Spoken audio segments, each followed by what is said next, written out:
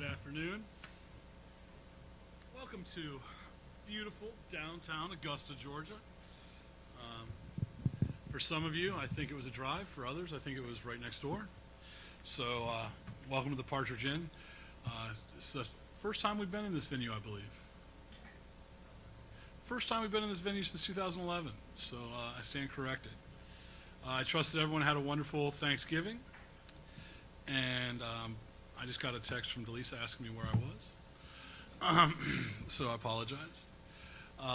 But I do appreciate everyone's ability and willingness to deal with the change of this meeting date due to Election Day.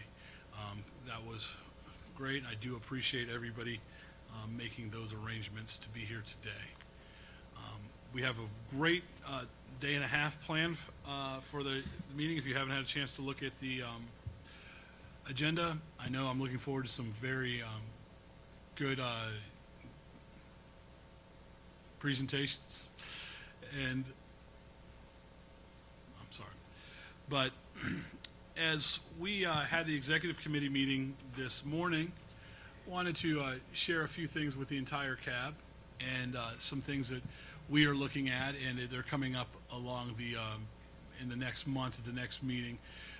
We really are focusing on chair nominations. We have all the chairmanships coming up for re-election at the end of the January meeting. So if you are interested in serving as a chair or a vice chair, I ask that you reach out to Doug, myself, James, Delisa, or any of the chairs or current vice chairs. Say you're interested in that, in serving in a leadership capacity. Being a chair really does help you learn a lot more about the goings on of the Savannah River site and the things that we deal with and the things that we hear, and gets you a very good contact with the point of contact, so you can have your questions answered on a very direct way. As we're looking forward to those interested in stepping up to serve in leadership, I also want to talk about committee attendance. Committee attendance is where the work really gets done. It's where we get a lot of our information. It's where we have the conversation. And I'm asking that the chairs, including myself, are more proactive in reaching out to their committees during off times, be it of email, maybe a simple telephone call, not much, but just reaching out and seeing how the committee is feeling, see if there's anything that the committee wishes to talk about in committee meetings, because that's where the good discussion really takes place. We have great discussion around this table, but when we are in a committee meeting, that's where we can really sink our teeth into things and really share and open up about what we want to talk about. Now, many people have talked to me about the change in a possible meeting times for the committee, because it is hard for some people to get away from work, and there's been some wondering about the gap between committee meetings, be it the 4 o'clock meeting and the 6:30 meeting. So that's something that we are looking at. We understand that the time constraint on all of our schedules, and we want to make sure everyone feels comfortable and can attend those meetings as need be. A lot has happened at SRS since we've last met. A lot of news, a lot of things have been in the paper, a lot of emotion. A lot of it is not to deal with. It is not dealing with the environmental management side of Savannah River site. So today, I just want to remind us that we are the Savannah River Site-Specific Advisory Board for Environmental Management. We do not have any purview. We do not have anything over NNSA activities, but we do focus solely on environmental management, and that's what we will discuss today and going throughout the future. Why the news headlines have been shocking and life-altering for some, that is not something that we necessarily can talk about. So I just want to remind that to everyone. I appreciate everyone's here today. I appreciate you all serving on the cab. I look forward to a wonderful 2019 and just continuing to move forward, and I look forward to the recommendations that this board will put forward to DOE. Thank you very much. All right, folks, before we really get moving, let's take a moment and let's review our rules that we do at every meeting. I want to ask everyone to hold your questions and comments until the end of a presentation. That way we make sure that we stay on track and stay on target with time. Help us adhere to our agenda timeline. Again, stay on topic with what we're doing. Do not dominate the discussion or have side conversations. I think the past couple of meetings we've been trying something where we limit everybody to 2 questions and then we move on, and if we have time we come back. I think that's been working really well and making sure that one person isn't asking everything. So we're going to stick with that. I'm intentionally not looking at Dawn. I just happen to be looking at Dawn. But it was purely an accident. Please make sure that you state your name and affiliation when speaking. Please also to make sure that you make your comments into a microphone. And I don't mean make your comments near a microphone or behind a microphone or beside one. Speak clearly into the microphone. That way we can pick it up and we can get your voices recorded for posterity's sake. That helps us get an accurate transcription and make sure that we don't get your meeting or get your comments incorrect in the meeting minutes, okay? Please listen and respect other people's points of view. You guys do a really good job of that. I'm also going to ask you to participate and ask questions, seek clarification. The only bad question is the one you don't ask, right? Also, put your phones and pagers on silent, please, or at the very, very least, put it on vibrate. It's very distracting, makes everybody look at you instead of the presenter, so make sure you got everything on silent or vibrate, please. We got a great agenda for today. We're going to go through the agency updates. If you notice here, EPA is listed. Unfortunately, they weren't able to be present today because of the date change. I assure you, though, they are listening in. They are paying attention. They are still attuned to everything that the CAB has going on. They just weren't able to make it today. DEC will be coming in later and giving their update. We'll do the committee updates. We'll find out what your committees were up to in October. We'll do a presentation on DWPF glass waste storage status. And then we'll talk about a recommendation that came up in the FDSR committees. Any questions about the agenda? Shelley, you're looking at me.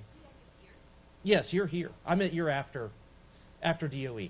I didn't mean to imply that you're not here. Okay. Yep. So tomorrow, one of the presentations is the annual site environmental report, the ACER. There's going to be a lot of great information in that one. I sent you all the digital copy of the summary some weeks ago. And the same day, I put the hard copy of the summary in the mail. Hopefully, you've brought it with you.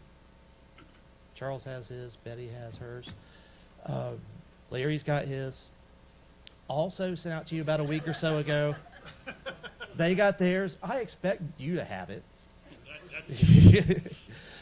Also, what sent out a couple weeks ago via email was a survey for the ACER about the summary.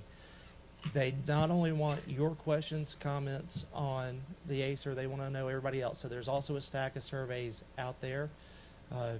You have not given me your survey yet, and I think the last time I checked, I have only received 2 at the moment via email. So I need you all to fill out the survey on the ACER. Make sure you give it to me before you leave tomorrow, okay? Any questions about that? I sent it maybe 2 weeks ago. I know. I only sent it the one time, though, so maybe it didn't. Any questions, though, about the agenda or what we're doing today? Okay, seeing none. Mr. Bundy? Okay, good afternoon. Hope everybody had a great Thanksgiving, and not many of you had to endure an 11-hour car ride like I did yesterday, back from Northern Virginia. So this is my, I think I missed the last meeting back in Columbia that you had in September, so it's been a while since I've been here. So glad to be back, glad to be back home. I've been in travel the last 3 weeks, I think.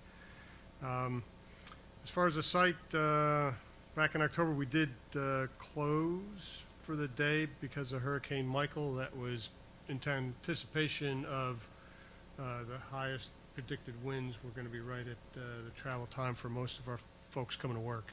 And so we have enough trouble with deer and hogs crossing the road. We didn't want to take a chance of a tree crossing the road as where people were driving in, so we delayed coming in for a day there. Now, I noticed that this half of the room is missing. Is that pre-planned somehow? Well, I don't have to move back and forth that way. I can just look over this way the entire time. Don't ignore Mary. Mary, do you want to relocate it all? No? Okay. All right. Okay, first thing on my list, status of SRS NNSA study. So we did go up. We had a interim brief with the administrator for NNSA, with our Undersecretary for Science, Paul DeBar, and with Ann White. And it's really just a status update of where we are in the study, what the options were we're looking at. The group is kind of settled on about 4 options we're going to put some more detail into before we give our next brief to that group late in December. So no decision at this point. We just want to make sure we were tracking on all the right issues they wanted us to look at, that we were going to, our plan for displaying the information at the end was going to meet their expectations. So that was kind of what the interim brief was all about. So we'll keep working at so that they can come to some decision at some point about how we go ahead. And this is mostly centers on, was driven by the administrator's request for review of the future of the missions for NNSA at the site. And part of that is, should they take over the landlord responsibilities? So we continue to look at those issues, and we'll get back to you as soon as we get some kind of output from that group. Other things to the site, we're doing great on a multi-year campaign to resurface and repair the main roads. Still working Road C, which is our primary road from Jackson. And had to make a bunch of temporary traffic shifts and detours to allow work to proceed safely. So some minor impacts, inconveniences, but the work's been coming along pretty well. Update on our contracts. You recall that we did release a draft RFP for the M&O contract back in August, and since then because of the study with NNSA, we've decided to hold off on doing anything further there until after the first of the year, and we'll get some further direction based on whatever we report back in December to the leadership for DOE. So that one's on hold for the moment.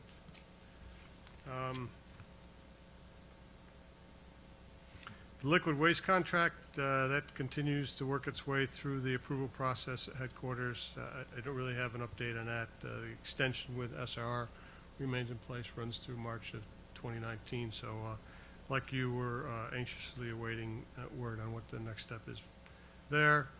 The site security contract expires in the fall of 2019, and we should be moving on with that acquisitions or that solicitation process here in short order. That's we're looking for some approval to make an announcement. It's up with the headquarters, looking for that approval. Budget, no real issues with FY19 enacted appropriations. As you know, first time in about 20 years we get the budget approved by October 1st. So a little unusual operation for us to have to actually deal with an appropriation on October 1st, but we managed through that, and everything's proceeding normally. 2020 request, that process is underway. Budget request has been over OMB. We should hear back from them. Typically we get the pass back from OMB about this time each year. So we're ready for that, and any drill we have to go through to address any questions they have with the 20 budget. Nuclear materials, Michael and his team continue processing all 3 of our separate streams of material, a HIFER, material test reactor fuels, and the material from Canada. And let's see, we have 1 HIFER batch completed in FY19, and our goal is 4 HIFER dissolution batches and 2 material test reactor batches. Plutonium downblending is restarting this week, and our goal is to downblend 25 containers in FY19. Liquid waste program, the Defense Waste Processing Facility has completed a routine maintenance outage and resumed pouring last week. 3 canisters poured this fiscal year so far. The MCU, the Modular Caustic Side Solvent Extraction Unit, is undergoing an outage to address an issues related to blockage in the coalescer.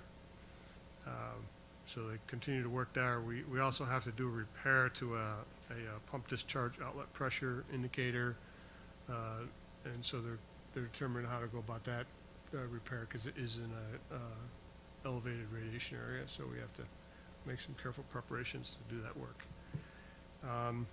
Glass waste double stacking, I'm sure you'll hear more about this later on from Joe Cantrell.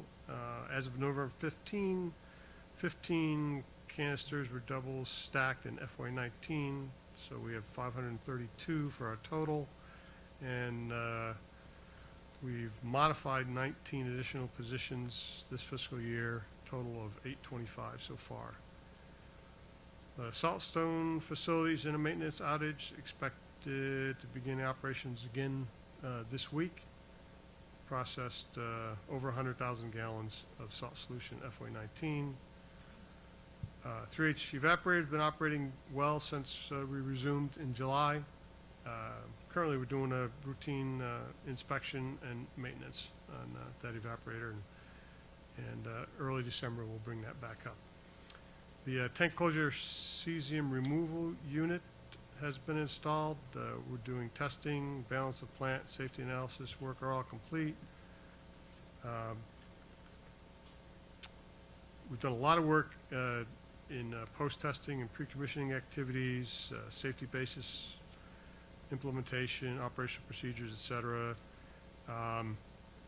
in preparation for processing salt waste through ticker. Water was added to Tank 10 on November 8th, marking the start of bulk waste removal efforts for Tank 10, and that's to meet the FAA regulatory commitment of January 31st, 2019 ahead of schedule. And so salt dissolution has started to prepare the first batch of feed for the ticker demonstration. And everything remains on track for SDU 7. Both lower and upper mud mats have been complete, and a contract has been awarded for cell construction. So, salt waste processing facility, continue our rigorous startup and commissioning activities. The valve replacement that I know was mentioned at the last meeting is complete. The valve controller cards all complete, and well ahead of schedule, so that'll support the commissioning. And we're preparing for the introduction of chemicals and simulants. You know, they're moving some of that material this week.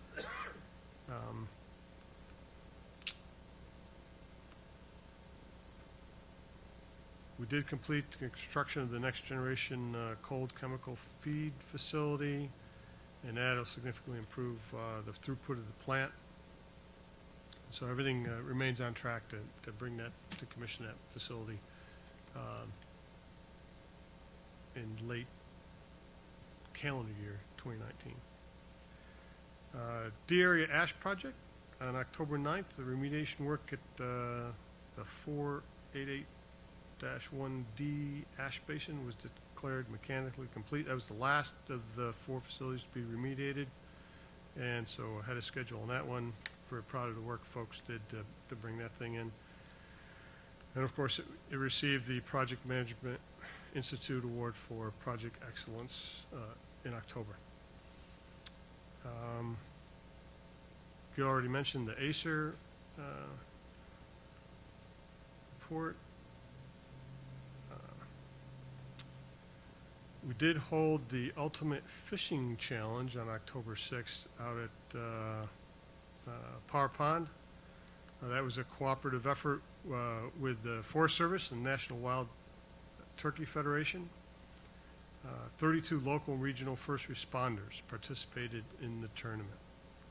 I guess next time we do this, we need some stats on how many fish and how large they were.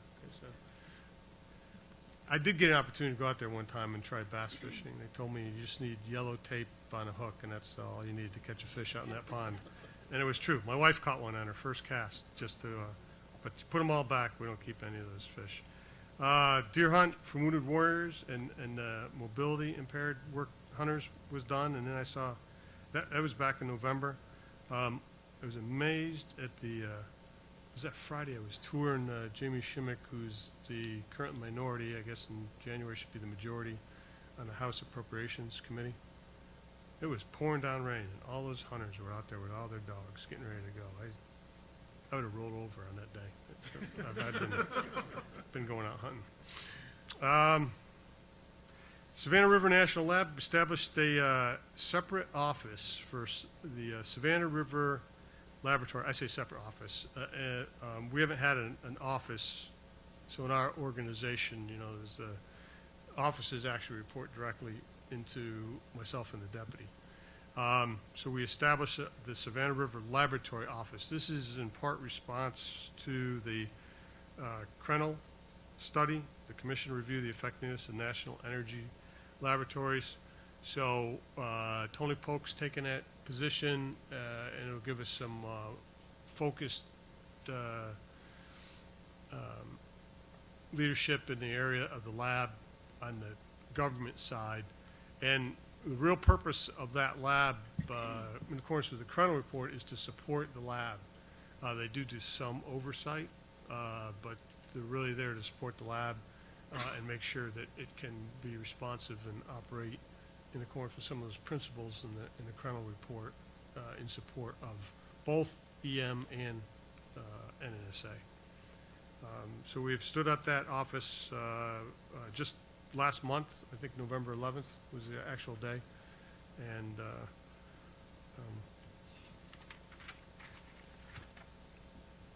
And the final thing I have is H Canyon exhaust duct work. We're continuing to analyze the duct structural capabilities, working on a nonlinear model to analyze the structural impacts, if any, from the degradation that was identified previously, and also working on analysis of originally the reason for some of this analysis was because the tunnel was required to be operable in case of a seismic event, and we're taking a look and see if that's really the way we have to go, or if there are other alternate means to manage that kind of event without the tunnel.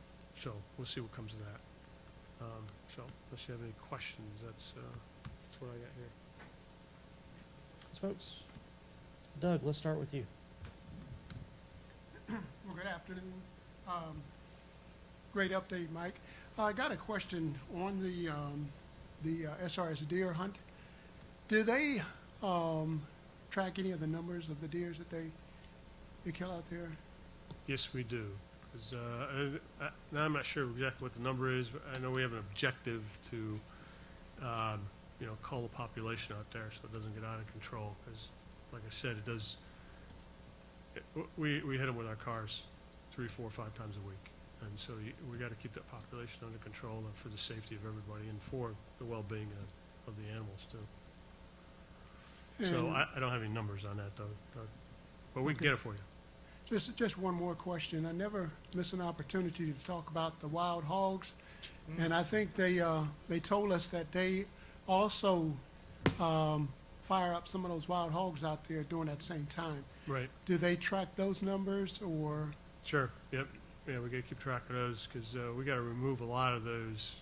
Hogs have large litters, and so you got to remove a lot of them to keep the population stable. So we don't let people take those from the site though, because hogs have some potential for disease that the deer don't. So we'll survey the deer and let them take the deer, but we don't allow them to remove the hogs due to the liability with those hog-borne illnesses that could be there. Well, I have personal experience with those wild hogs, so that's why they're always a question on my mind, because I want to make sure that we're doing everything we possibly can to eradicate them, because they certainly tore up my backyard. Is that right? But thank you anyway. Yeah, that's one of our problems. They tear up our yard out there too. All those nice green fields we put down, they tend to mess those things up. We have to do repairs, so, yeah. All right, thanks, Evan. Dave? Dave Isley, Cab. Thank you for that briefing. Couple questions. With the Canadians, how many shipments we have to go, yet to go, and are you making any shipments during the winter this year? The shipments are ongoing, and we're halfway through with the operation. We're just How many is that to go? Yet to go. half. It's about 50 or so, yeah. 50 yet to go, or we've Mhm. done 50? Yeah, You're- we're halfway through. There's two Canadian campaigns, and Maxine Max said Dewey. There's two Canadian campaigns. There's the liquids and the TRM. Then there's the Talking NRU about the fuel. NRX. You want the NRU NRX? Yes. We are about halfway through, and it's about 50. Okay, thank you.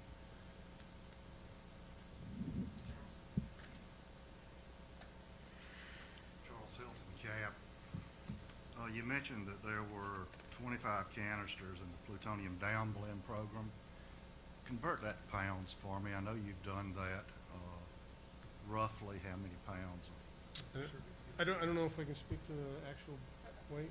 We don't really speak to the weight, but it's the 3013 containers that we've talked about before. And a 3013 container can have up to 4.4 kilograms of plutonium.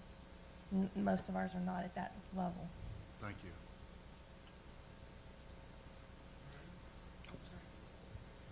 Narendra Malik, Cab. You mentioned that at DWPF this fiscal year they have poured only 3 cans. Are we way behind, or we are on schedule, and how many are projected for the fiscal year 19? Jim Folk, DOE. Our forecast for the year is about 44 cans is our forecast for this coming fiscal year.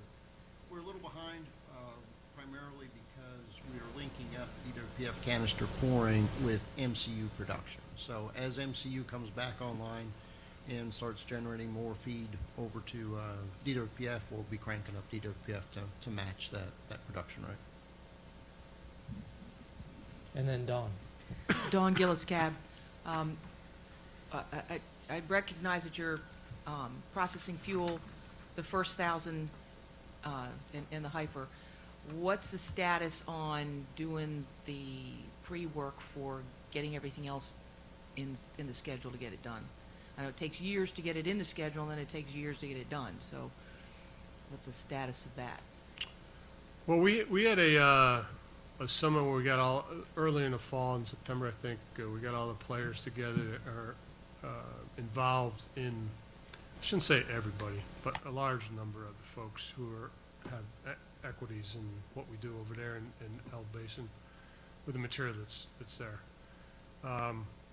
And so I was actually Maxine this morning about where that report was out of that, because we had some editing to do, and it's with Thomas Johnson, our deputy. He's taking a look at it. We'll take that report up and send it up to Ann White, and it'll explain the options that we have for the material going forward. And then, but it's that decision on how we operate that long term is above EM, above NNSA. You know, that's going to be a DOE-wide decision because it involves NE and science, and do we process all the material that's in the basin? You know, we got the Title 50 U.S. Code requires that the canyon be kept open. So, yeah, there's a lot of things at play in there about whether we process it all, do we store material some other way? We don't know the answer yet. So we're just laying out all the options for the leadership and making recommendations to what we ought to do. So how's NE associated with disposition of the fuel in the basin out there? Well, some of it came from them originally. So it's a question of what do these other organizations have in the future that they might want to send to us, and how would we dispose of it? Huh, I don't remember any fuel out there being owned by NE. All of the domestic research reactors are under the NE program. How did I not know that? I can't explain that one. I don't know. Wow, that was, I mean, it's like, but it's in the basin. Once it's in the basin, it belongs to EM. At least that's the way the foreign fuel works. So anyway, I Yeah, so it's not- it's never not so heard much- that they had to have any input into the disposition of the stuff in our basin. It's not the disposition of it once it belongs to us, but for instance, Science, right, they produce, Oak Ridge produces yeah, the Hyper. Hyper cores, right? So if we go down the path of shutting down the canyon, and shutting down L Basin, what do they do with any future Hyper cores? Well, sure. That's why they all play into it, and then he may have some other equities like that would play into the decision of what we do long range. That's why they need everybody involved in sorting out what we do with the canyon long term. Okay, now I get it. All right, thank you. Yeah. Had to get all the pieces. Mike, thanks as always, appreciate it. How are we standing on SDU 8 and 9? Is there any funding in place or plan? There was about $7.5 million, I think, in 19. That's where, when they asked us to take a reduction, that's where we took it out of. But we put that money back in to keep it on track in 20.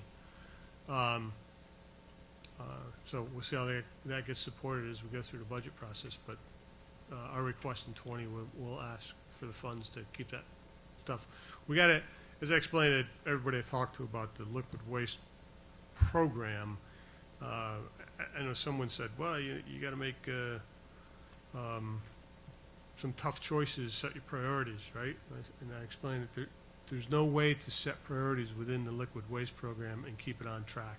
If any one of those elements, whether it's SWPF or the MCU or Ticker or SDUs, is not funded in accordance with the plan that we have, the thing can come grind to a halt.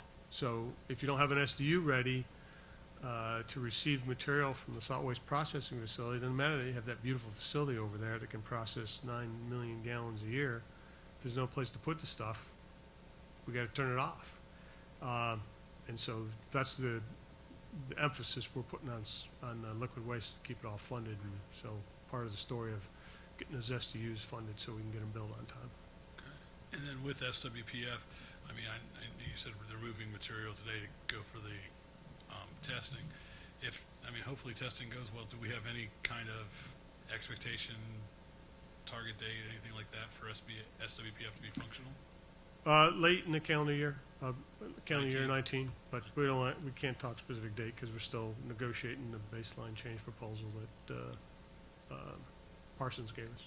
Okay. But, So, yeah, I'm very optimistic. It'll come online next year. thanks. Any other questions for DOE before we move on? Sure. No? You good, Narinder? Amy's got something. Oh, Amy. Amy Boyette, DOE. Just wanted to respond to your question on the number of deer and hogs killed on the hunts. 199 deer, 36 hogs, and 11 coyotes. And just for you, over 2,000 hogs have been removed by the Forest Service and their contractors this last fiscal year. What does removed mean? Removed. Eliminated. They won't mess up our grass anymore. What they do with that? All right. Any other comments, questions? Avery? Avery Hammett, DOE. Just in answer to your question, Mr. Budney, the largest fish caught in the fishing tournament was just over 9 pounds. All right. So, It's not a 2 pound test. That's bigger than anything I've ever caught. I'm awful at fishing. All right, anything else for DOE? Let's move along. Shelley? Yes, thank you. Shelley Wilson with the South Carolina Department of Health and Environmental Control. It's so good to see you all safely again after the Thanksgiving holiday. So I have 3 highlights for you and 3 updates. So one of the highlights is actually our agency is part environmental and part health. And the environmental part is really about 1/3. Most of what we do is health related. I know you don't hear that a lot from us, but we focus a lot of energy and resources there. So we're very proud to announce that in November, we released the Live Healthy South Carolina, which is really the first comprehensive state health improvement plan. So we did that in partnership with the Alliance for a Healthier South Carolina, which is about 50 different organizations.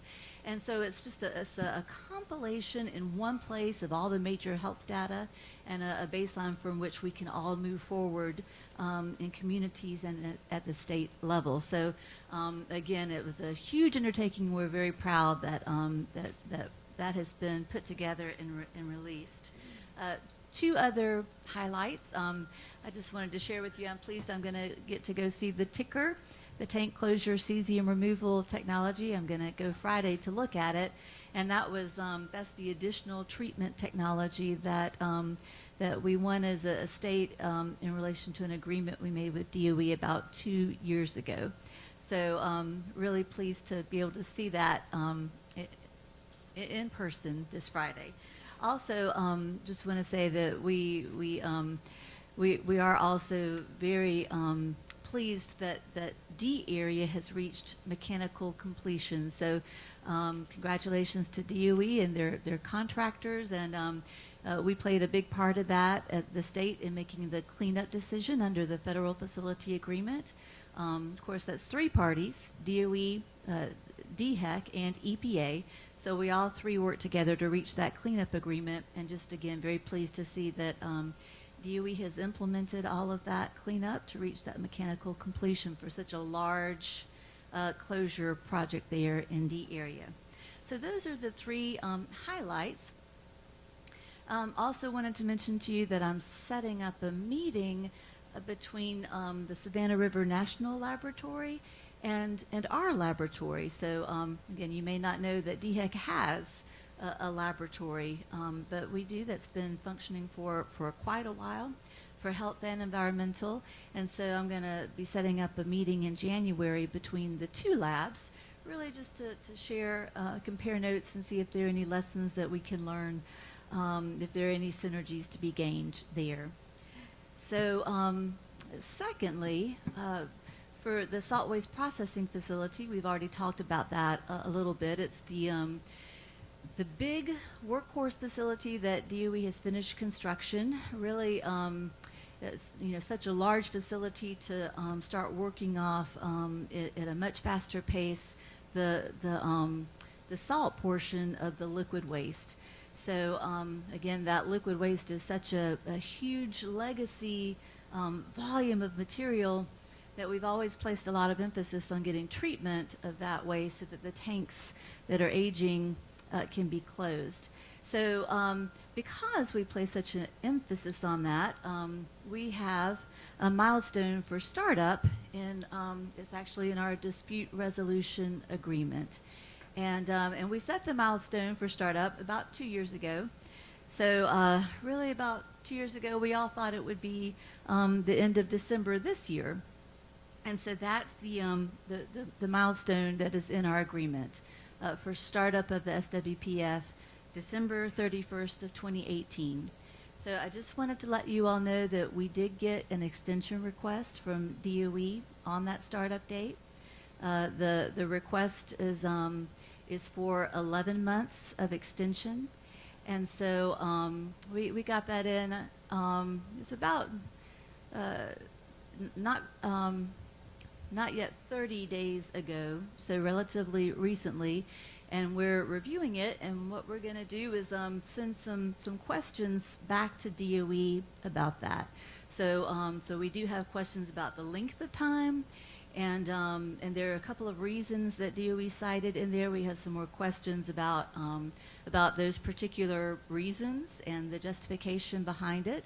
So this week, we're planning to send our comments and questions back to DOE, and then, of course, they'll respond, and we'll be working to make a final decision on that extension request. So, again, if you have any thoughts about that, I'd be glad to hear and understand your point of view and your input there.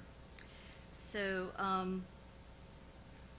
The last thing that I'll mention is that DOE put in the Federal Register a request for comments on an interpretation of the high-level waste definition. And so that Federal Register requested comments by December the 10th. And the high-level waste definition is actually in 2 different federal laws. But so again, you may wish to comment on your own, but just to let you know that DHEC is preparing comments on that interpretation of the high-level waste definition. Again, we're a site with a lot of high-level waste, so it may or may not have a lot of impact on us or some substantive impact.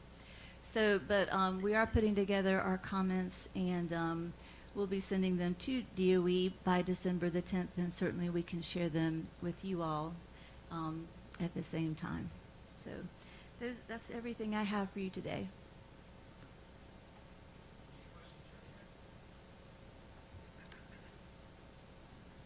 Oh, really? Oh, Larry, there you go. Shelley, on the definition of high-level waste, is that going Hey, Larry, can you ask that into a microphone for me? I'm sorry, Larry Powell, CAB. The definition of high-level waste, is that going to have any impact on where and how waste can be disposed of? It may, yes. So a lot of our comments are going to be questions back to DOE, just exactly what are the implications and impacts. But yes, that is, as I understand it, really the primary intent to free up some disposal sites, that if the definition is changed slightly, that there will be more options for disposal. Thank you. Any other questions? No? All right. Thank you, Shelley. All right, folks. Currently on the agenda, we've run up against where we originally planned a break, but that was going to be at 2:30, and we're actually, 45 minutes ahead of that? So why don't we skip ahead and not do the break quite yet? Let's go into the committee updates, and we can talk about that. So if that's okay with you guys, let's start with Eleanor and A&O. Good afternoon. Welcome to the Partridge Inn. Administrative and outreach updates. Gil has mentioned the fact that we will consider committee chairs in January. We will vote for them. Nominations will be taken. If you would like to self-nominate, then you may do that. Let James know. And by mid-January, we expect to have names for the ballots. In January, we will also say goodbye to a few CAB members. However, we are expecting to add new members to the board in March.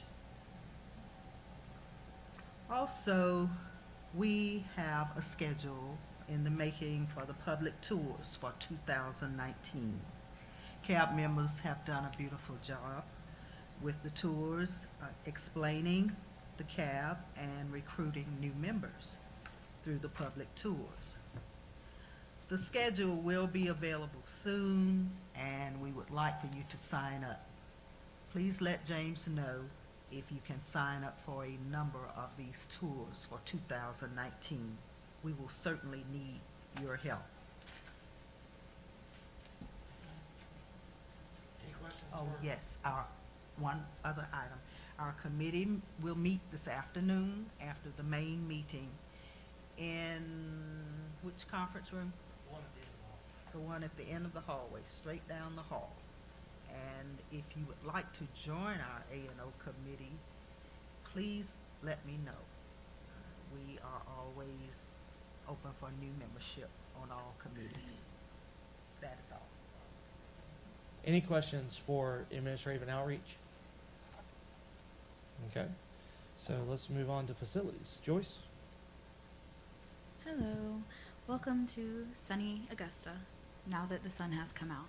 And thank you all for being here. I think the only update that we have is that we have two, because we have one that we're going to vote on today, which we'll talk about at the appointed time. And the one that we talked about last board meeting was taken back to committee, and we worked on it in committee, and then we worked on it some more, and we're going to vote on it next committee meeting. So if any of you have any vested interest in the bees and the trees, please join us at our committee meeting so that we can hear your thoughts and read your email, because I think it goes out in the email too. And that's all I have, unless anybody has any questions. Any questions for Joyce on facilities disposition, site remediation? Nope. All right. Larry, nuclear materials, please. Thank you, James. I'm Larry Powell, Nuclear Materials Chair. We don't have, as far as I know, any open recommendations. We don't have any pending recommendations, and we're pretty flatline right now. That's about all I've got. We do have another committee meeting December the 4th, next week, in Aiken, right? Yes. Okay. All right. Thank you. Any questions for Larry? All right. So, Dan, Strategic and Legacy Management, please. Good afternoon, everyone. Dan Kaminsky, Strategic and Legacy Management Committee. We are currently, I don't believe we have but one outstanding recommendation, waiting for a response. I hadn't seen a response yet. Did we see that one yet? That was on the pollinator, on the Signed, but I didn't get it until today. okay. So you'll That's have great. it for discussion at your December meeting. So we have none open. We had some very interesting conversation at the last committee meeting. We did get an update that the site is actively using some 750 acres for the South Carolina National Guard training, and that actually some potential for some permanent facilities being built, which will obviously be of great interest for site utilization. We also went into a lot more detail with regards to some of the line item fundings and got some explanation with regards to Argus and the security systems and some of the cyber that's going to be taking place. So it was a very interesting meeting. Unfortunately, we must have exhausted the conversation because I had no notes that we had a recommendation coming out of it, but it was a very interesting, eye-opening meeting. Our next meeting is December the 11th. Please come and join us. Any questions for Dan? All right, Don, you're up. Dawn Gillis Cab. Waste management meeting last month, I was not able to attend, and apparently a lot of other people weren't either, as Narinder was there, but there was not a quorum. So we were not able to have that meeting. So we really do need to make sure people who are on the committee, please try to attend the next one. And that being said, I won't be at the next one either. But I'm telling you up front, so we were not able to discuss anything at the last meeting. This next meeting, we've got 3 recommendations that we've got responses to. It's the ship low activity glass canisters to WIP, the true shipments to WIP, and restart the spent fuel exchange. The responses to those will be discussed at the next meeting on the 4th, and I'm hoping to be calling in on the phone at least for that one. Narinder will be leading that meeting, and then we will, see whether we're going to pass those on to the full board meeting for January for closure. Otherwise, we have no other new recommendations at this point. Thank you. Waste management. So let's do this. Up next, we have a presentation and then a recommendation discussion. Let's go ahead and take that break, and then we'll come back and we'll get into the meat of the rest of the meeting, okay? Let's be back in our seats at 2:15, please.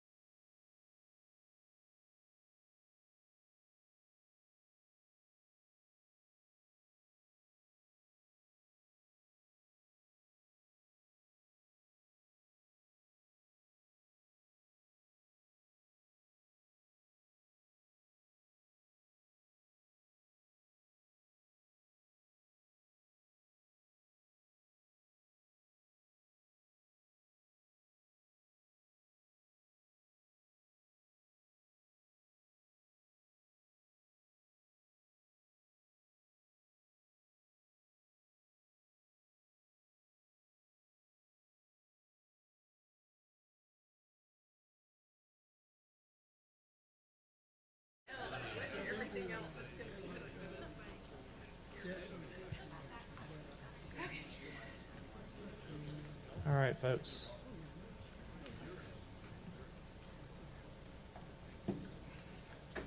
So this looks like just about everybody. Up next, we're going to get a briefing on DWPF and the glass waste storage status. We have Joel Contrell from SRR, and he's going to give you this briefing. Okay? Joel?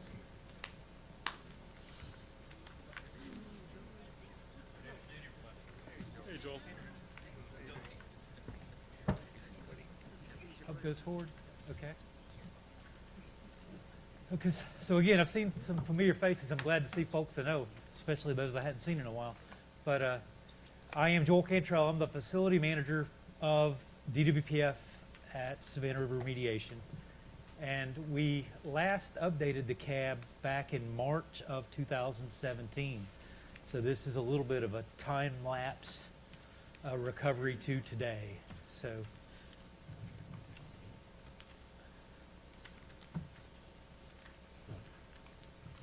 do I point it in a particular direction? Ah. Oh, once more, feel it.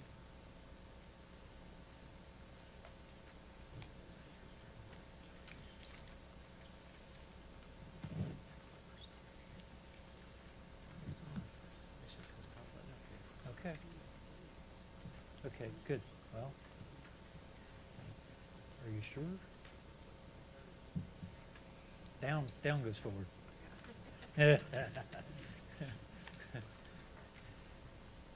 So again, we're summarizing from March of 17 till today.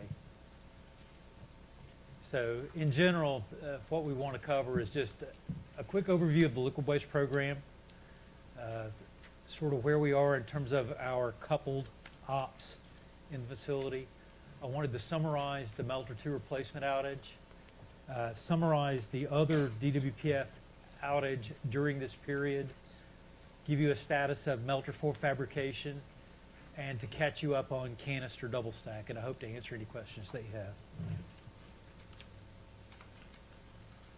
So, and this is a little bit of an eye test for those of you further back, but the overall liquid waste program, so we have 43 operational tanks. We have cleaned and closed 8 waste tanks at Savannah River site. We continue to have about 35 million gallons in the 43 tanks, and that's been the number for a number of years, but we use the tanks we have to help process and dissolve waste, so the volume doesn't change. Over time, we are gradually reducing the radionuclide source term, however, in the tank farms. We have processed 9.8 million gallons of salt and have processed 4.2 million gallons of sludge slurry to DWPF. And then we've dispositioned 22 million gallons of decontaminated salt solution. So in addition to the 8 tanks that are operationally closed, we have completed bulk waste removal efforts from 5 additional tanks in the 2 tank farms. So we show this slide at a bunch of presentations, and it's a repeat for most of you. But our operations at Savannah River Liquid Waste are very coupled. One thing is integrally tied with everything else happening, and we typically show this gear chart so that people understand that when a portion of the plant gets into outage, we all kind of have to go in or operate together. And so we operate on a very close coupled basis with one another. This is a quick schematic overview of DWPF, and I'll give a quick summary. Most of you have been out to the plant and through the facilities, but we receive sludge slurry from the tank farm from tank 40. Sludge batches are qualified in tank 51.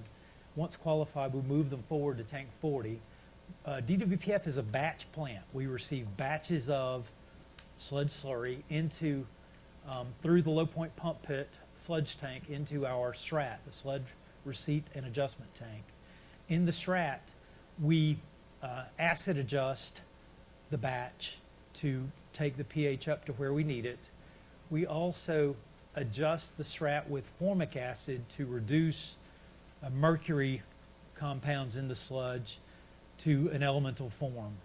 We then steam distill the mercury out of the SRAT and collect it in another wash water tank in the facility. Once the SRAT is complete with acid adjustments and steam stripping, we move the SRAT forward to our slurry mix evaporator, or the SME.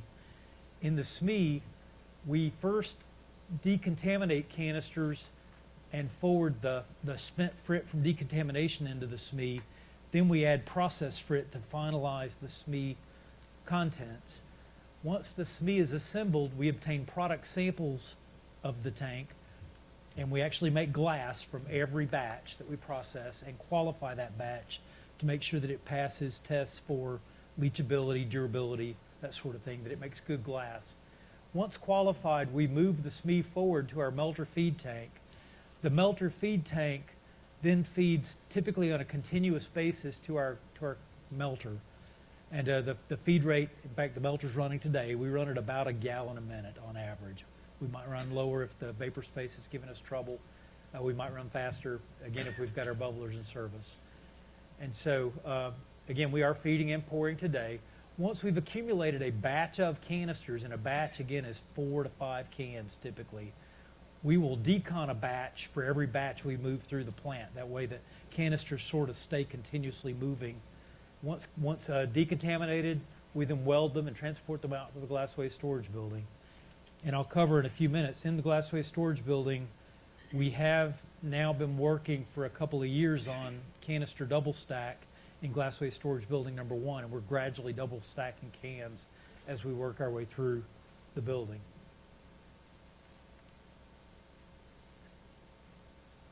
So again, this is a little bit of a history lesson, and some of you have heard it before, so I'll apologize for repeating.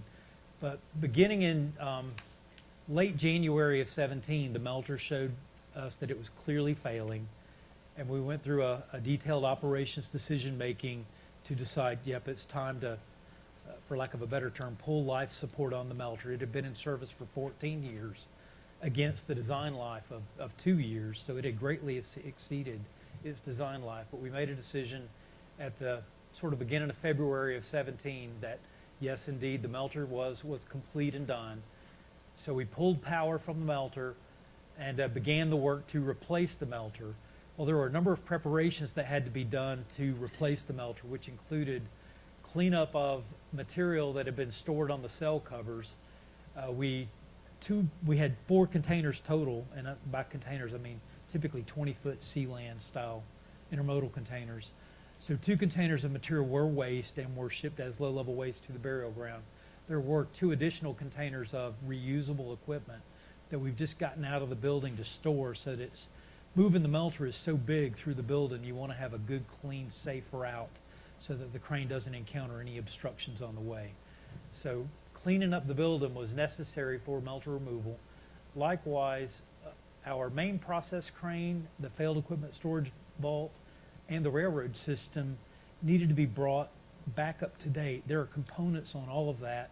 The railroad in particular isn't used but whenever the melter fails. So the rail tracks into the area hadn't been used in 14 years. And so we did a number of preventive and corrective maintenance and inspections on those systems to bring them up to date and serviceability. And so, for example, we replaced 5 sections of rail. We replaced 621 cross ties and 38 separate rail switches to get the rail systems back up to spec so we could safely take the melter out of the building.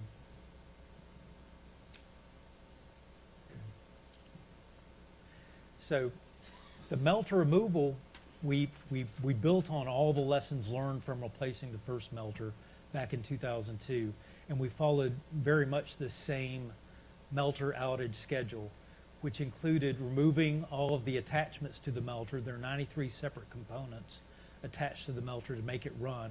So electrical, melter cooling water, off-gas systems, feed jumpers, etc. We did perform what we call post-mortem inspections of the melter interior to basically look, both for our sakes and SRNL's as our technical assistant, to say, how did the melter fail? What was the physical condition of the inside of the melter at failure? We performed a melter blowdown of both the melter exterior with air to just blow off any dust, glass on the exterior of the melter. We also blew down the melter cooling water system with air you want to just get all the residual moisture out of the the melter. This particular melter failed at a melter cooling water junction nozzle, so we wanted to make sure we had blown all the excess melter cooling water out of the melter. We performed dose evaluations. We did a number of mock-ups to make sure that we performed the job with the best ALERA dose reduction, RAD dose reduction techniques for our workers. We did a number of contamination control preps that were unique to this melter and new. We went through the normal readiness that we do for any big job like this one. And then we lifted the melter from the melt cell to the railroad well. And then on the following day, we drove the melter from the railroad well to the failed equipment storage vault. And then following that, although we replaced the melter, we did not replace the 93 components. So this is the only time you get to inspect those components and make sure that they are all sound. And so our schedule for melter replacement assumed that those were good. And in fact, they actually all were good, but we had to take advantage of the outage to perform those inspections on the components. So this is just a couple of pictures. So the top left is melter 2 sitting inside the melter storage box in the railroad well. We did place some additional glass contaminated equipment into that box for interim storage on the top middle. The top right, in the railroad well, one of the things we did for contamination control as we brought the melter out of the building, we devised a remote latex spray application system. So this is not high tech, but imagine a PVC pipe being fed with a spray pump, and we sprayed latex paint onto the melter as we pulled it beneath to apply fixative for all the loose contamination on the top of the melter storage box. We then installed the melter box lid outdoors and carried the box to the failed equipment storage vault. And the bottom right shows the box being lowered into the vault. So this was a good job. This job was performed with no spread of contamination outside of the building. And we, 45 workers participated in the job and received a collective dose of 179 millirem. And when you consider this melter read about 14,000 millirem an hour, that's a very good story in terms of work planning and execution. So these are photos of melter 3 coming to the facility, and I'll tell you the story of how melter 3 got there, but on its way over from 717F, you obviously had to involve linemen to raise electrical lines, in some cases multiple through the area, and then direct traffic to get the melter over.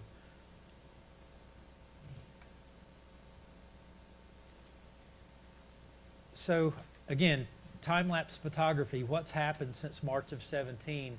At a high level, the yellow logic you see at the upper left was all melter 2 removal. The blue logic you see in the center of the center left was all melter 3 preparation and installation. The gray logic that you see in the middle of the page that I'll discuss a little later is the DWPF facility outages that we've worked our way through in this intervening 18 to 20 months. And then finally, and I'll discuss it in some more detail later on, we did identify several potential inadequacies in our safety analysis. The most troubling of which was that we had identified that organics contribute to hydrogen generation in processing in both the tank farms and in DWPF and Saltstone. And the resolution of those inadequacies did require additional SRNL analysis to allow us to get back into processing.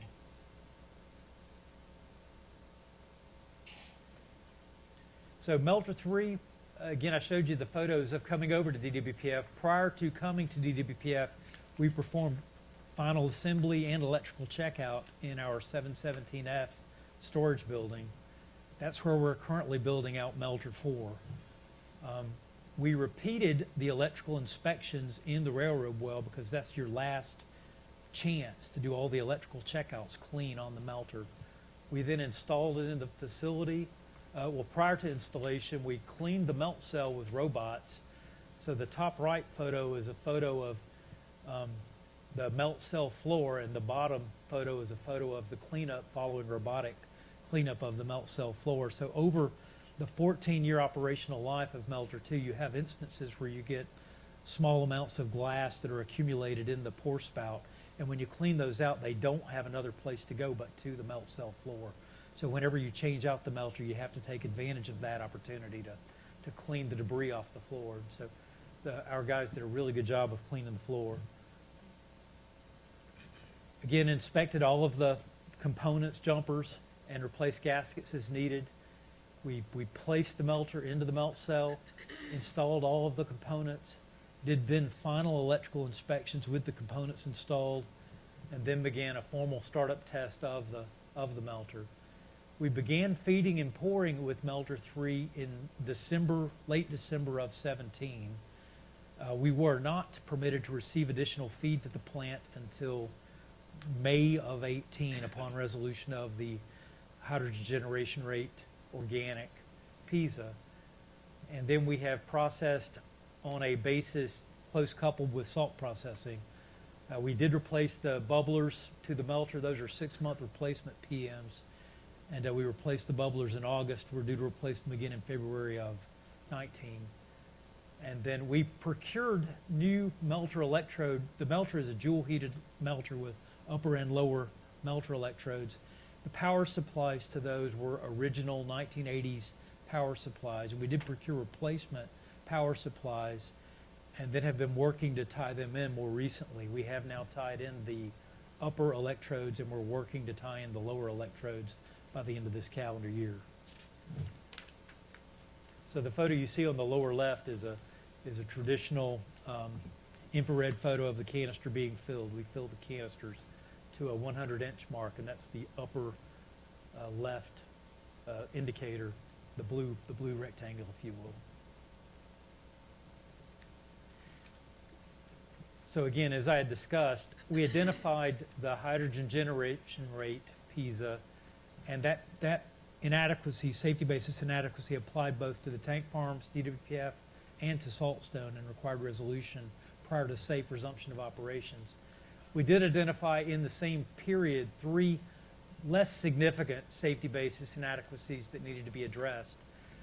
During that period, we went into a number of electrical outage scopes that we'd performed safely. It included a number of our basically, we received 13.8 kilovolt power from off-site, but then we have step-down load centers that step down the 13.8 kV power to 480 volt supplies that then go out to loads in the plant.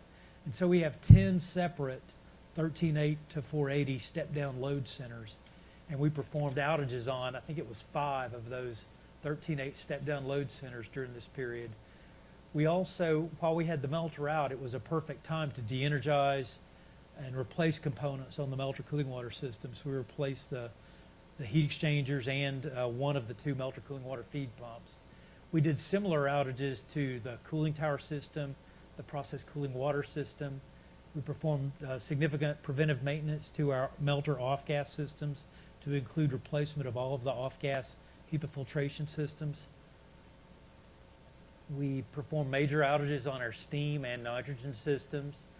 We also performed upgrades on our shielded canister transporter to include replacing all the tires, which sounds minor, but they're that tall, replacing the brakes, installing a fire suppression system, and just generally overhauling the machine.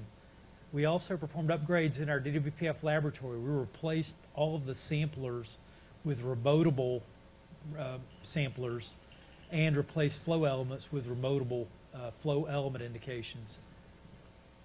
And the lab outage was a significant outage because it was actually performing contact maintenance. We physically pulled shield windows from the walls and performed contact maintenance on the lab sampling equipment.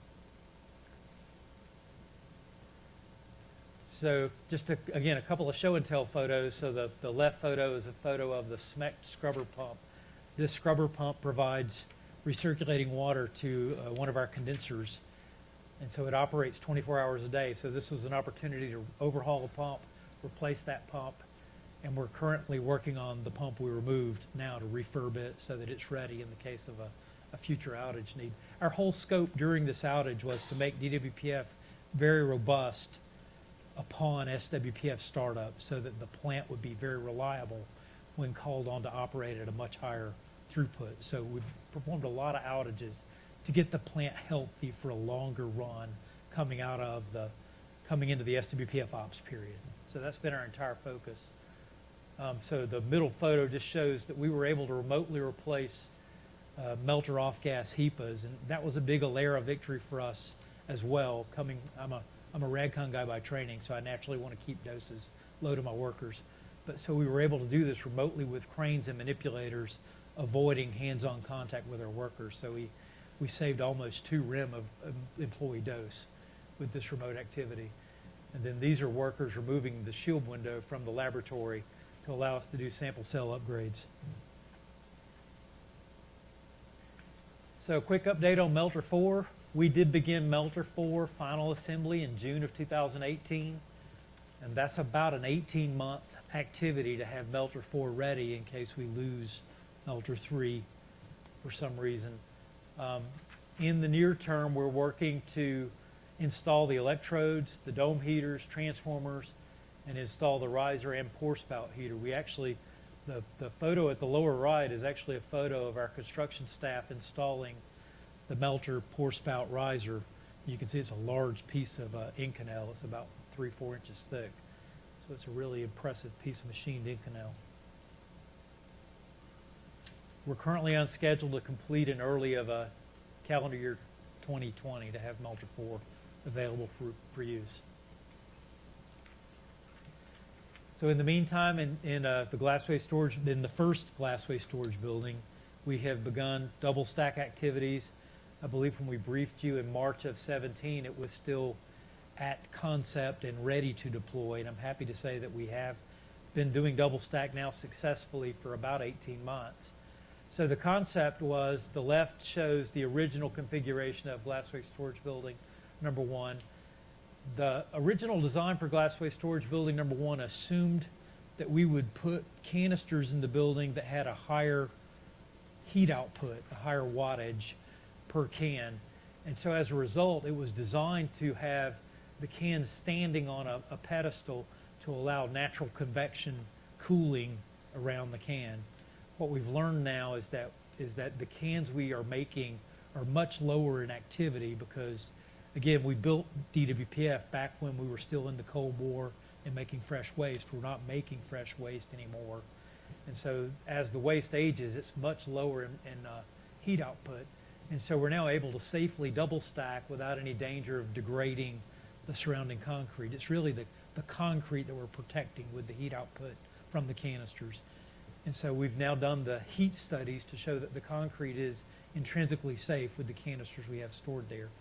And so what we were able to do is cut out a support rack. There's a crossbar that holds the canister in a single stack configuration. We were able to cut out that crossbar, stack one can on the bottom, stack a second can on the top, and then there's a shorter plug that we've been able to install that's made out of cast iron rather than concrete to provide additional shielding to allow us to safely double stack cans throughout glassway storage building number 1. And so just, again, a couple of show and tells. So the upper left photo, we asked our construction craft, hey, we've got this job to do. Can you think of how we would do it? And the craftsmen actually all got off on their own and came back to us and said, you know, if you'll just let us go buy this cutting tool, we believe we can remove these crossbars for you. And they've done an excellent job. And it's a good story of worker involvement, letting the workers figure out how to do the job the best way. So they designed a tool that was capable of removing the crossbars and do it remotely. But they were also able to set it up with vacuums to control the amount of water or steel cuttings that were left behind. They are typically working on 10-hour work days during the work week, and they're able to cut 2 crossbar positions per day. And this crew's very, very proficient now at doing the position modifications. So the photo at the upper right is a photo of a crossbar after it got cut out and removed from the plant. And the lower right photo is an old canister storage plug being removed with a new canister plug being ready to being put back in its place. so you can see the difference between the size of the two. Again, the same story in more of a graphic form of showing the double stack in the building. And I think this status is about as of the beginning of November, but as of about the beginning of November, we've removed 546, we've completed mods of 546 positions. That's all of Vault A. There's 4 vaults in the Glassway Storage Building. So we've completed modifications to all of Vault A, and we've removed crossbars from 270 positions in Vault B. So again, we're making good progress. And then we have completed double stacking 529 canisters. So again, with 2 per position, we've double stacked cans in about half of Vault A to date. And so when complete, we would increase Glassway Storage Building number 1 capacity by double from 2,262 positions to 4,524 positions. Combined with Glassway Storage Building number 2, that provides storage capacity through fiscal year 29. And then we haven't given up. We're working at least conceptually on a plan that would allow us to make modifications to Glassway Storage Building number 2 in the future.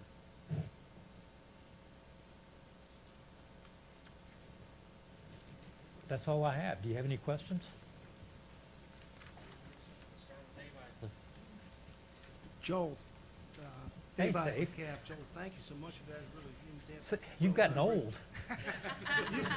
You've gotten bald. It's good to see you. Good to see you, sir. Hey, come here and shake my hand.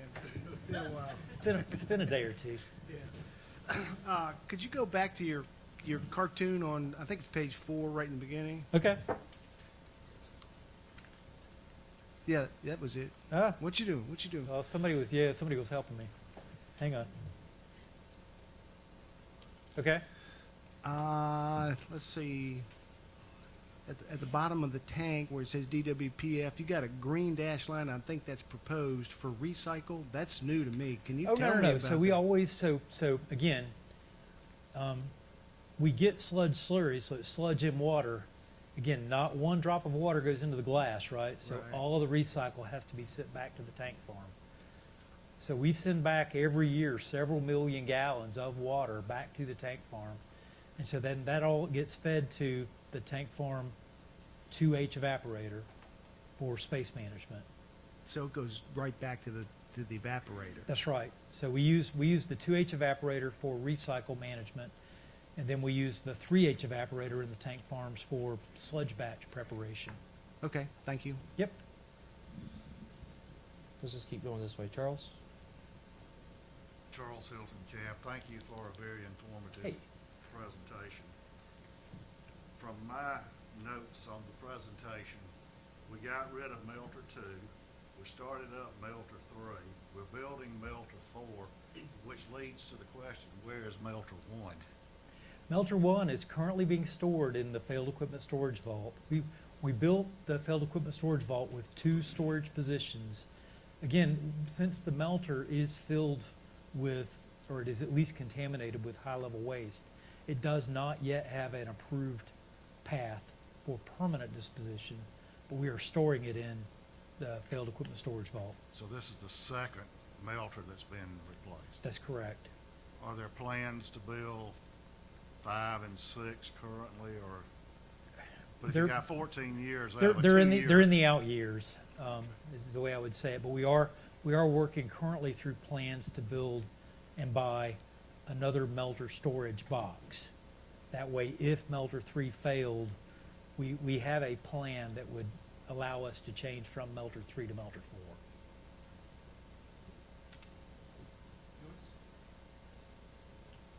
Joyce Underwood, Cab, thank you so much for your presentation. My question is about the rail system.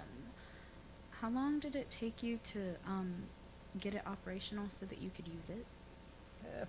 Probably 6 weeks. We worked very closely with, so Savannah River Remediation, we work as partners with Savannah River Nuclear Solutions. And so the Savannah River Nuclear Solutions team actually owns the rail systems, rail engines. And so they worked very closely with us to refurb the systems. So just a curiosity, so the rails are all stamped. I didn't know this, but the rails, I learned during the melter outage, rails are all stamped with the age of the rails. And many of our railroad rail tracks date from 1910, 1915.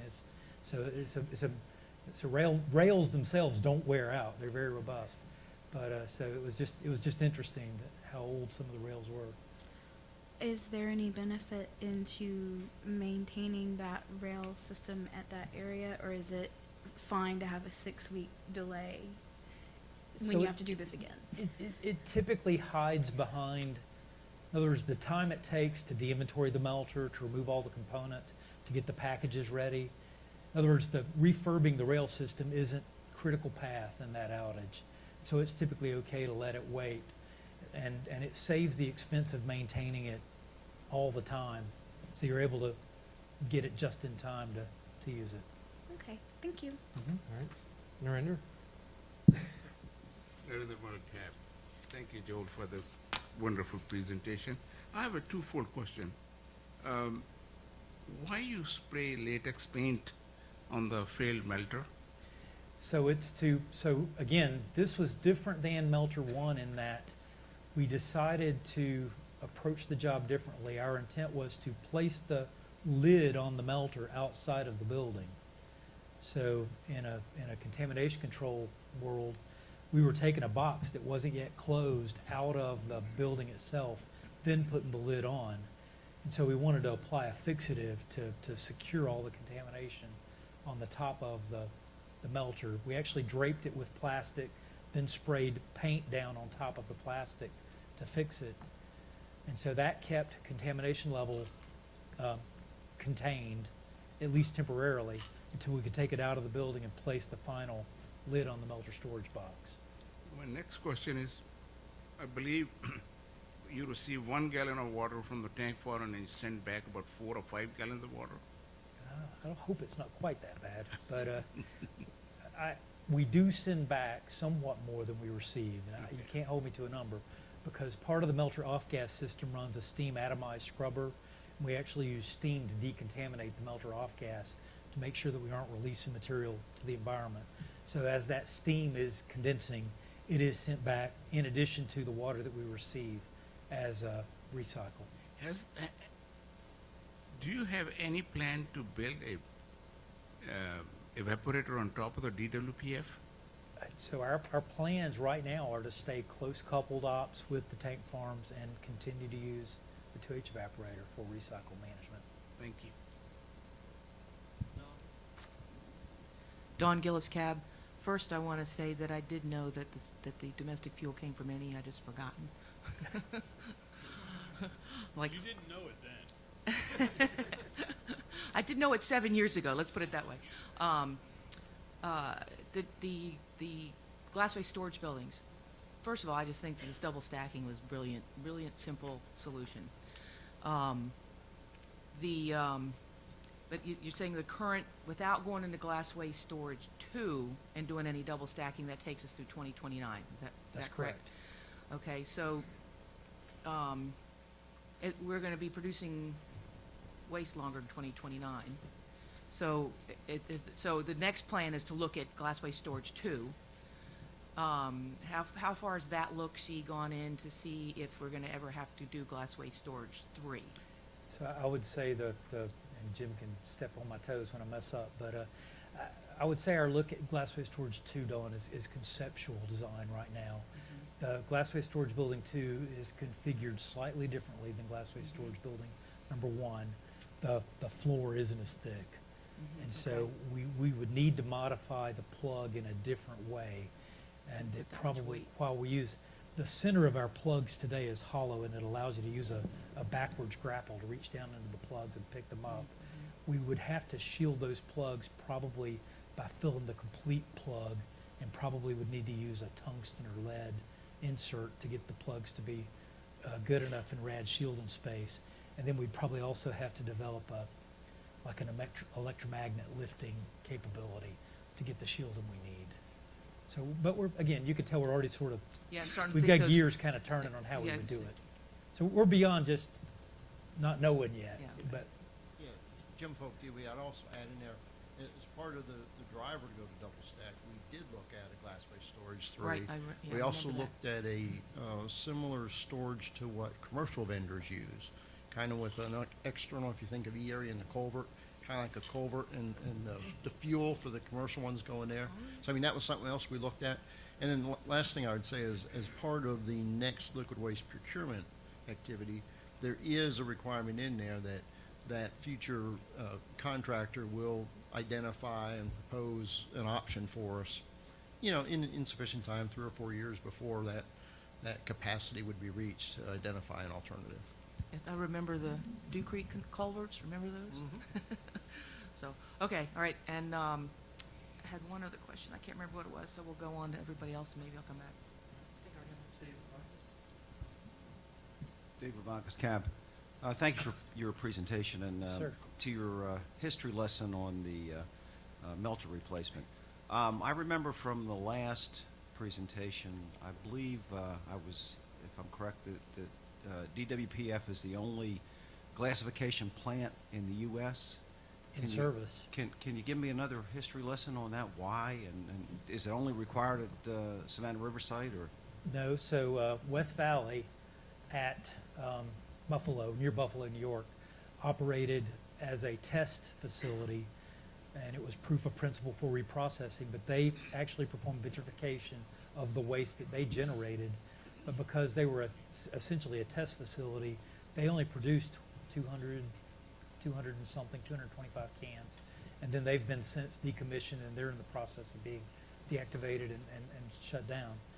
At the Hanford site, they plan to vitrify their waste as well in the waste treatment plant. You may have heard of the waste treatment plant, and that plant is still under construction, and so it won't be in service for some time. So, but today, DWPF is the only American operating vitrification plant. There are certainly vitrification plants at France and at Sellafield in England. So it's not the world's only plant, but it is America's only waste vitrification plant. I had another question on slide 17, Okay. on the shield plug replacement and the low, Yes, sir. lower right there.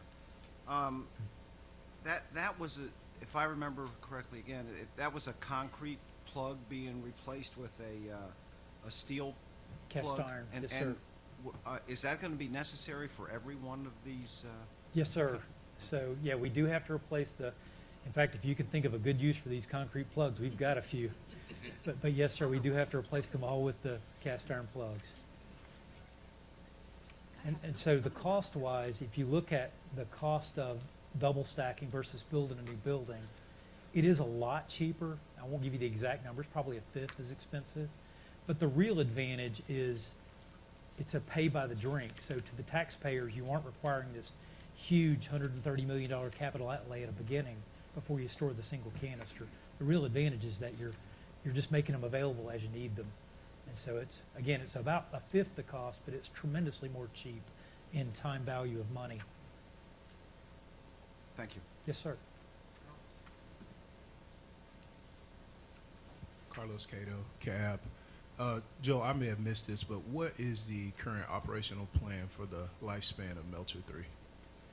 So Melter 3 is our main melter that we plan to go into SWPF operations with.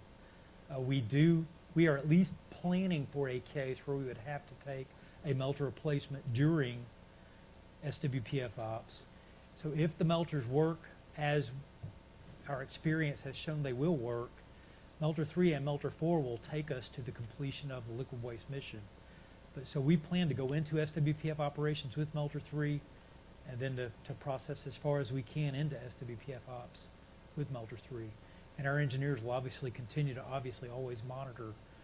We continue to always look for leakage current because it's an electrical melter and it has a floating voltage to ground. And so you always have this really good indication of melter health, if you will, by looking at how much leakage current you have off of the melter to grounds in the plant. Okay. Joyce, I think I saw your card go up next. Joyce Underwood, CAB. I wasn't going to ask, but you kind of brought it up, so now I have to ask. Okay. You're modifying these things as you go? That's right. Or are you just ahead of yourselves, or what? Well, we want to be ahead of ourselves, and the reason I say that, again, I'm a health physics, I'm a rad engineer by training. But so you have to empty positions so that the workers, they're actually standing over an open hole, so you clearly can't have canisters anywhere near where they're working.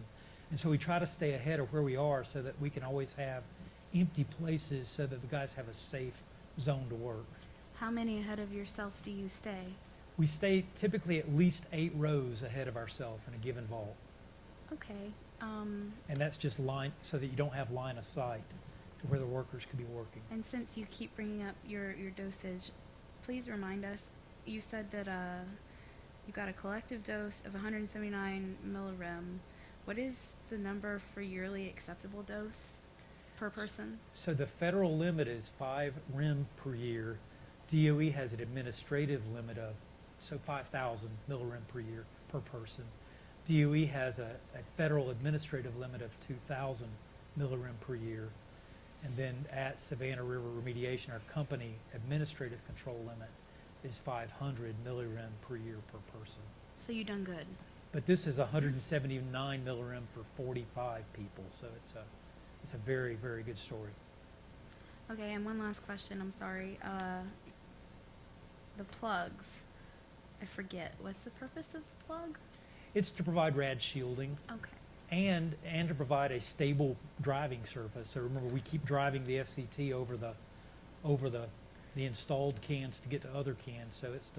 So you want to provide a stable surface for the SCT to drive over, but you want to shield it so that the personnel that work on top are safe.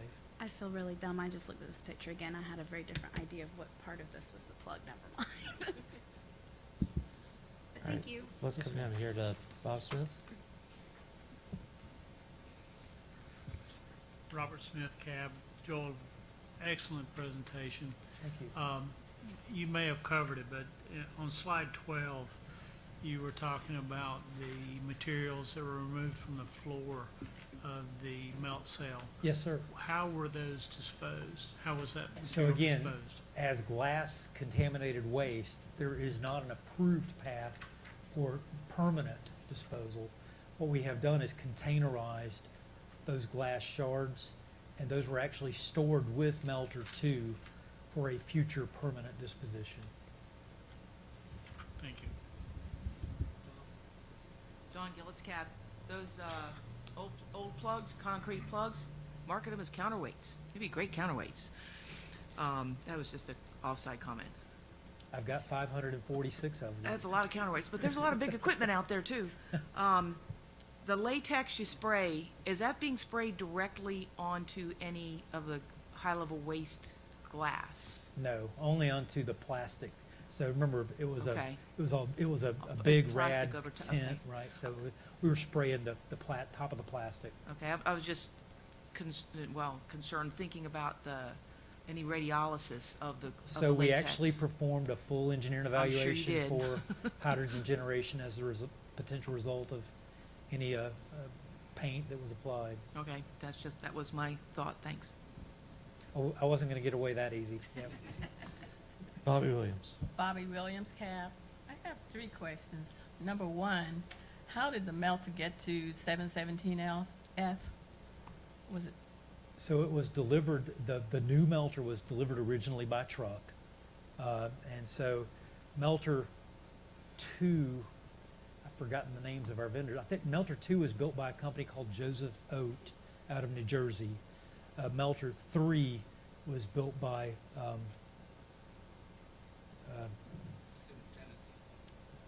no, it's the shipyard, Newport News. So Newport News was the vendor who built Melter 3. But so we received them, and so the melter actually comes in only partly assembled. So you get an outer shell and a dome. We separately then, with site forces, install all of the refractory, the separate heaters, electrodes, install the refractory in the roof. And so there's a lot of, so we procure large parts and then field final assemble at F area. And question 2, you transported the melter from 717F via primary roads, like Road C to? Yes, sir. Yes, ma'am. Okay. But again, we did have to involve lineman crew to raise or remove power lines that were obstacles. Okay. And did you use any robots in removal? Well, so, yeah, I mean, we actually did. So the main process crane is a giant robot, if you think of it that way. So we remotely operate a 114-ton hoist. So all of melter replacement is robotic because you can't get in contact directly with any of it. So the melter was removed with the main process cell crane. All of the components were robotically removed by the main process cell crane. And then we actually used smaller robotic crawlers to clean the floor of the melt cell. Okay. And I think we've had the crawlers maybe here before for other presentations. All right. Thank you. Larry Powell? Thank you. I don't know if I misunderstood or didn't understand well. You were talking about removing the canisters, and you said that the way you had removed them would not work. You had to use a different inverted lifter or something. The floor plugs, yes, Right. sir. Oh, that's just the floor plug. Yes, sir. The standard grapple works on all of our canisters, but the floor plug actually has a backwards grapple, if you will. It grabs from within. So what is that floor plug made of? So again, the floor plugs, the old ones are a concrete within a has a I think a galvanized steel insert.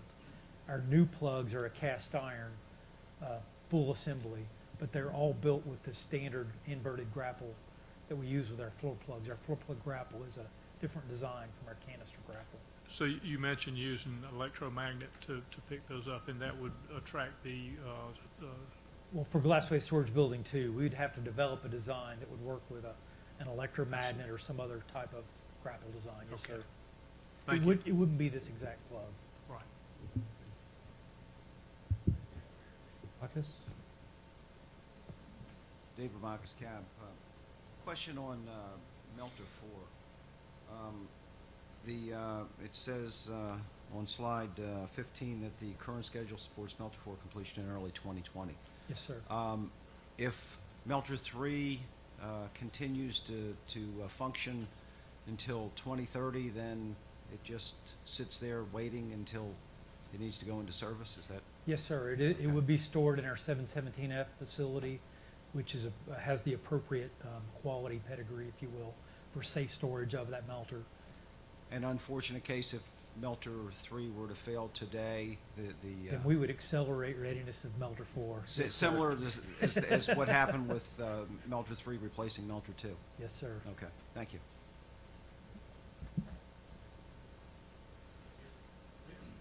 Oh, I'm sorry.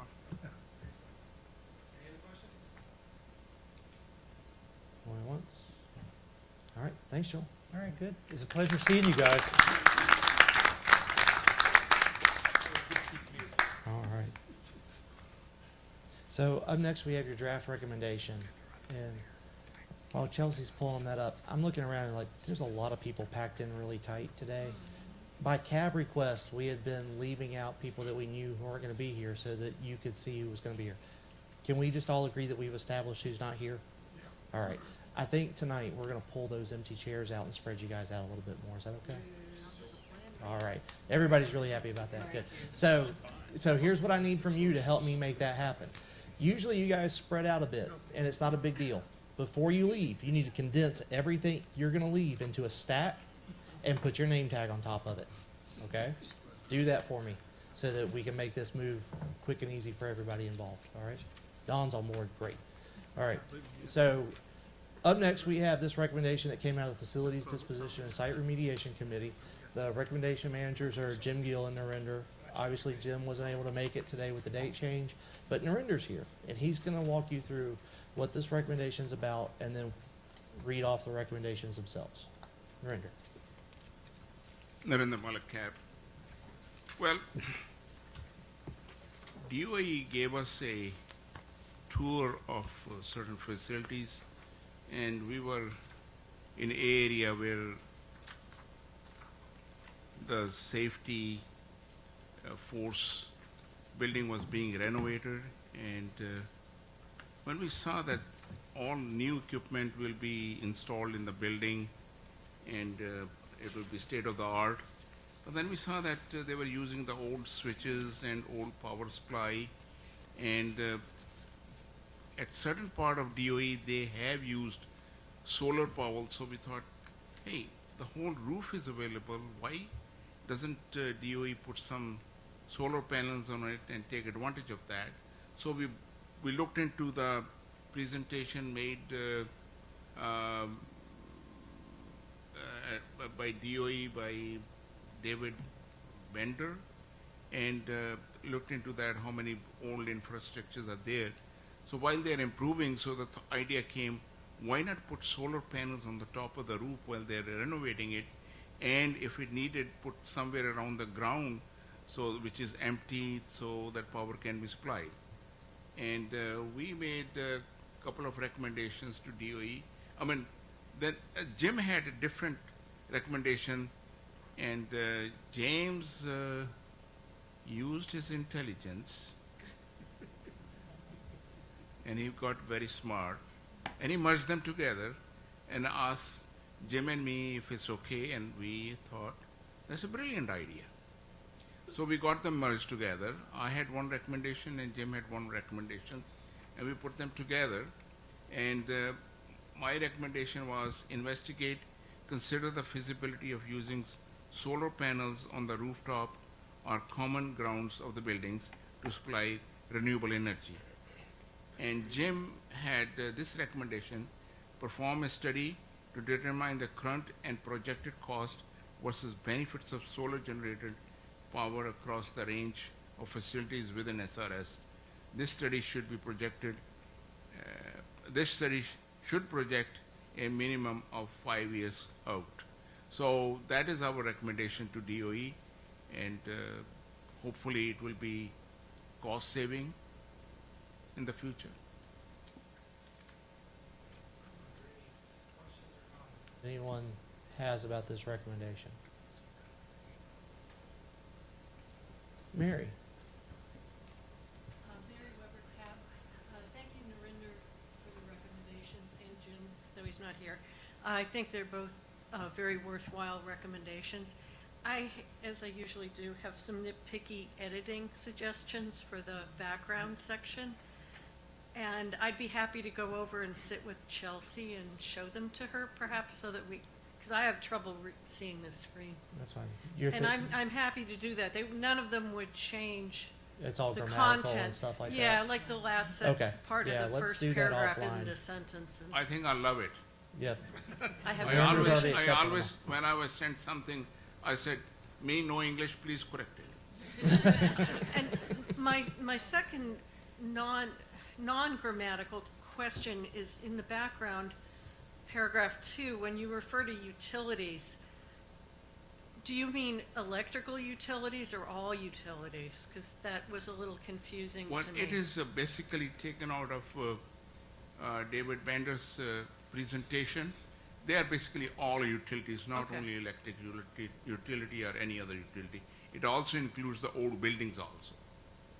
Okay. Okay. So should I go over and sit with Chelsea for a minute? We can, if you can hang out for 5 minutes after the meeting, do that. I'll do that. Because if it's just grammatical type stuff, let's not do all that in the meeting. We can do that offline. No, I'm happy to do that. Yeah, that'd be great. Okay.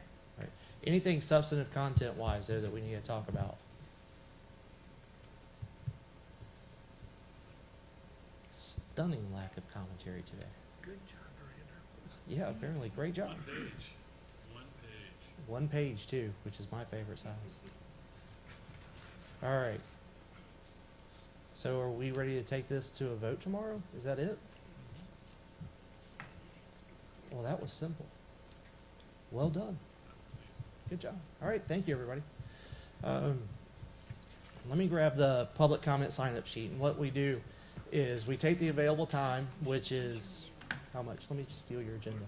We got 15 minutes set aside for public comment. We divide that by the number of people who have signed up. So if we take a look at who has signed up today, we have 2. So Jim Morrow, I'm going to give you a couple minutes. If you'd like to go ahead and start us off.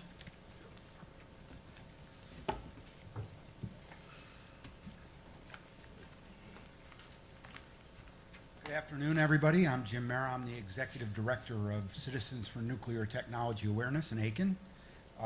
We heard Shelley talk a little bit today about the look at reinterpreting the definition of high-level waste, and I just have a comment on that. And so we know that the Department of Energy is proposing this change to how the definition of high-level waste is interpreted. This change would allow DOE to dispose of waste based on the radiological characteristics and ability to meet appropriate disposal facility requirements. As it exists today, the U.S. classifies high-level waste based on its origin. That is, high-level waste is any waste that results from the processing of spent nuclear fuel. No other country in the world uses a definition based solely on origin, but more appropriately makes a determination based on risk, its radiological content, its dose, et cetera. And I do a lot of consulting with the International Atomic Energy Agency, and quite frankly, I'm kind of tired of having all my colleagues from around the world look at us crosswise and not having a real good answer on why we do what we do here in the U.S. So it's been estimated that SRS has perhaps 2,000 canisters of vitrified vitrified waste that is currently classified as high-level waste that could be dispositioned to perhaps WIP as transuranic waste, but it can't currently go there because of how it is classified. So if we can classify DOE waste by risk, this could allow waste such as this canistered waste to be dispositioned expeditiously using existing disposal routes. So we very much support DOE's efforts to examine alternative pathways for waste in our communities that under current interpretation can only go to a high-level waste repository. If DOE moves to appropriately align disposal decisions based on actual risk, some of these wastes can be safely managed as transuranic or low-level waste and can be moved out of our communities sooner while saving us significant taxpayer dollars. So we know that DOE is soliciting comments, and it is in the Federal Register. We have a link to that, and I imagine Department of Energy can also get a link for people to do that. But I very much encourage my fellow citizens to provide comments, and as a scientist that has been around doing this for a while, I think it's finally the appropriate thing for us to begin looking at waste, how the rest of the world looks at waste based on risk. Thank you very much. A reminder, though, as a board, you have recently passed a recommendation about that, and so you're a little bit ahead of the curve in terms of that. But that doesn't prevent you from commenting as a private citizen, if you so desire. So Dawn has asked for the link. We'll send it out to everybody else as well. Okay. James, Sir. not only did we pass a recommendation as the CAB, I believe the all sites Also endorse that action. yeah, the all site, the Environmental Site Specific Advisory Board, all chair, whatever that thing's called, adopted that as well. So we're fully on board with you. All right. So up next on public comment, we have Bill Ellis.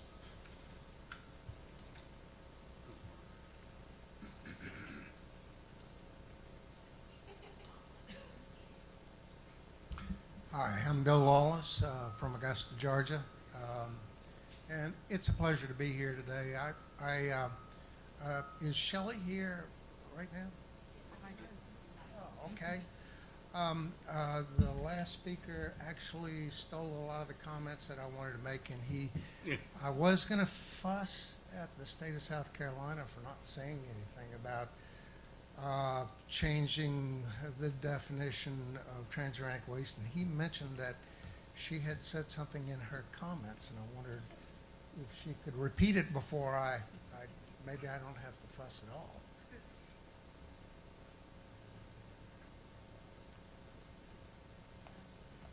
Yes, I had just mentioned to the CAB that essentially the same thing. DOE has put out a request for public comment on an interpretation of the high-level waste definition, and the comment period, I believe, is set to end December the 10th, so DHEC is going to be submitting some comments, and just again mentioned it in case you all wanted to do so as well.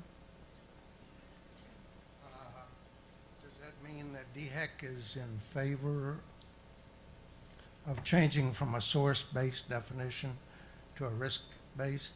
Is that the way I read? That looks like a nod. That's a yes. I'm sorry, I was Oh, okay. subliminally. Not a nod. But Forth.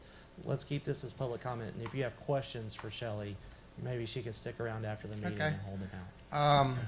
I think it's a really good idea that the CAB formally responds to the Department of Energy's request for replies as well.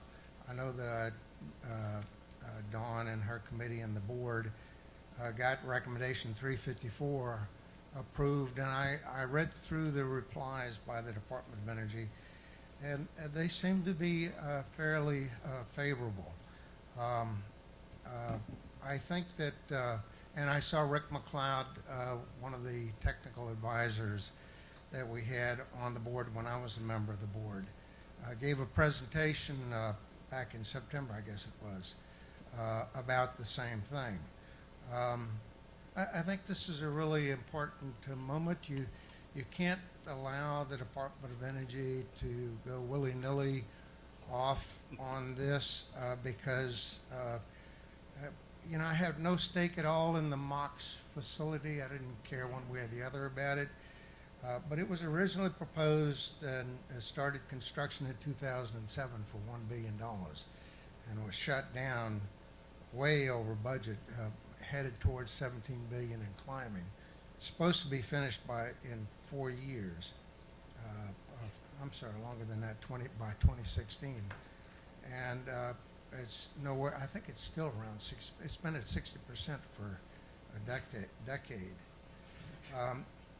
The thing that I want people to know is that this is our land. This is where we live. We've allowed the Department of Energy to build what amounts to a surface repository with those glass waste storage buildings, which are working well. But when the Department of Energy gets shut down and leaves, they're going to just shut down and leave. It's us to make sure that the Department of Energy does not leave that surface repository on the surface. If we can remove that stuff, as much of it right now, while we can afford it to WIP, let's do that. I think the state of South Carolina and DHEC in particular should get behind this because it will remove plutonium, classified as transuranic waste where possible, and meet some of the obligations that the Department of Energy has made to the state of South Carolina and has been unable to fulfill, much to the chagrin of a lot of us and the state of South Carolina. And it would avoid maybe one day having a surface repository. I heard you guys talking about glass waste storage building number 3, which is really should be a crisis, a red flag. We should not build a glass waste storage building number 3. We need to get those canisters, as many of them as we can, out of glass waste storage building number 1 and get it into WIP. We have the facilities, we have the transport, we can do it. But you've got to go after the Department of Energy. You cannot sit down. I hate to be fussy, and I'm sure it's important to do a solar, emotional and solar energy. I think that's good. Makes everybody feel good. But we've got a repository on the surface at the Savannah River site. It's a threat to future generations. It will hurt a lot of people if the Department of Energy vacates the property. Let's get it out of here when we can, and we can do that now. And that's where our priority should be. Thank you. All right, we have about 1 more minute left in public comment if anybody has anything who did get a chance to sign up. Okay. Seeing none. All right, folks, before we head out for the day, are there any other comments, questions, concerns that you wanted to talk about that we didn't get to talk about yet? No? All right. Do what Dawn has done, please. Stack everything up in one little packet. Put your name plate on top. Put your name tag as well. Everything that you intend to move from one place to another, because we're going to shift everybody around just a little bit. If you'll stack it up, and we'll see everyone back here at 9 a.m. tomorrow morning, please. A&O meeting will meet in about 10 minutes at the other end of the hallway. All right, 9 a.m. tomorrow, folks. Time to eat breakfast. 9:30. There is time.